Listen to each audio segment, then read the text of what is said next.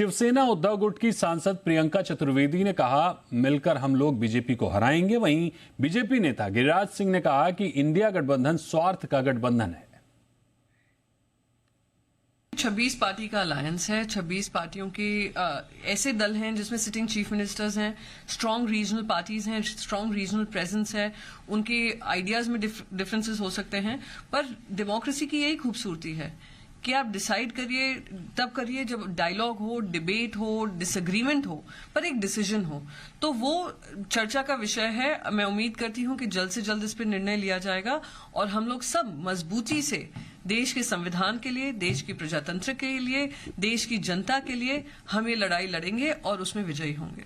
ये आपसी गठबंधन नहीं है, ये स्वार्थों का गठबंधन है। मैं बार बार कहता हूं, तो जब गठबंधन नीतियों के आधार पर नहीं हो तो कांग्रेस का खिलाफ कौन किया आज तक, और आज कौन कर रहा है इंडी गठबंधन में? उत्तर प्रदेश में समाजवादी, बिहार में जदयू, जहां पंजाब और दिल्ली में केजरीवाल, बंगाल में ममता बनर्जी। तो ये आपसी स्वार्थों का फूट है। तो दिल्ली से इस खबर पर हमारे साथ जुड़ रहे हैं जी मीडिया संवाददाता रवि त्रिपाठी। उनसे बात करते हैं। रवि जी, इस सीट शेयरिंग के मामले में गिव एंड टेक फॉर्मूला अपनाया जा रहा है। कांग्रेस कितनी संतुष्ट है और क्षेत्रीय पार्टियां कितनी संतुष्ट दिख रही हैं इसमें? देखिए, बेसिकली महाराष्ट्र वो राज्य है जिसमें जो विकास अघाड़ी है, जो उसको महागठबंधन कहिए चाहे इंडिया गठबंधन कहिए, उसको ये उम्मीद लगता है कि अगर साथ मिलकर लड़ते हैं, सीटों की शेयरिंग बढ़िया से करके लड़ते हैं, तो बीजेपी के रथ को रोक सकते हैं, बीजेपी के आंकड़े को कम कर सकते हैं। तो इस वजह से कहीं ना कहीं चाहे कांग्रेस हो, चाहे एनसीपी हो, चाहे शिवसेना उद्धव ठाकरे गुट हो, ये चाहते हैं कि एक ऐसा फॉर्मूला बने जिसमें सबका सम्मान रह जाए। एक फॉर्मूला भी निकल के आ रहा है कि शिवसेना को जो बड़े भाई रहने की आदत रही है, एनडीए गठबंधन में भी बड़े भाई की भूमिका निभाने की महाराष्ट्र में, तो उसको बड़े भाई की भूमिका में रहने दिया जाए, यानी उसको 15 से 16 सीट दिया जा सकता है।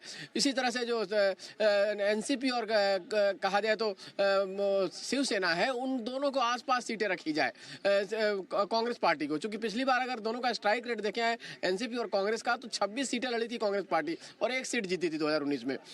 लगभग 22 सीटें लड़ी थी एनसीपी, उसका 4 सीटें जीती थी। तो स्ट्राइक रेट में एनसीपी थोड़ा सा आगे है। बावजूद इसके दोनों पार्टियां टूट गई हैं। देखिए, शिवसेना भी टूटी हुई पड़ी है, बिखरी हुई पड़ी है, उसी तरह से आप एनसीपी भी बिखरी हुई पड़ी है। तो कांग्रेस पार्टी का स्टेक थोड़ा इस वजह से बढ़ जाता है। तो कहीं ना कहीं कुल मिलाजुला के एक ऐसा रास्ता निकाला जाए जिसमें सीट विनेबिलिटी ज्यादा रहे। साथ साथ जो प्रकाश अंबेडकर की पार्टी है, उसका भी वोट शेयर पिछली बार लगभग 4% के आसपास था।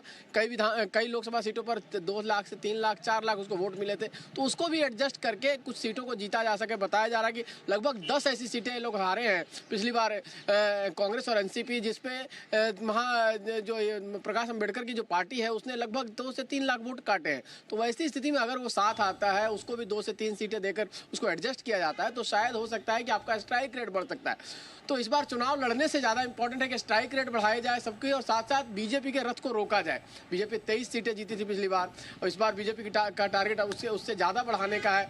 साथ साथ उसके साथ अलायंस को पार्टनर के साथ मिलकर, तो कहीं ना कहीं बीजेपी के रथ को रोकना, बिहार हो, महाराष्ट्र हो, बंगाल हो और कर्नाटक हो। तो उसमें महाराष्ट्र एक स्टेट है जिसको लेकर मंथन ज्यादा हो रहा है कि अगर शरद पवार जिस तरह से स्ट्रेटजिस्ट माने जाते हैं वो हो गए, शिवसेना के लोग, उद्धव ठाकरे को एक सिंपैथी है, साथ साथ हिंदुत्व वाले मामले पे भी वो काउंटर कर सकते हैं बीजेपी को।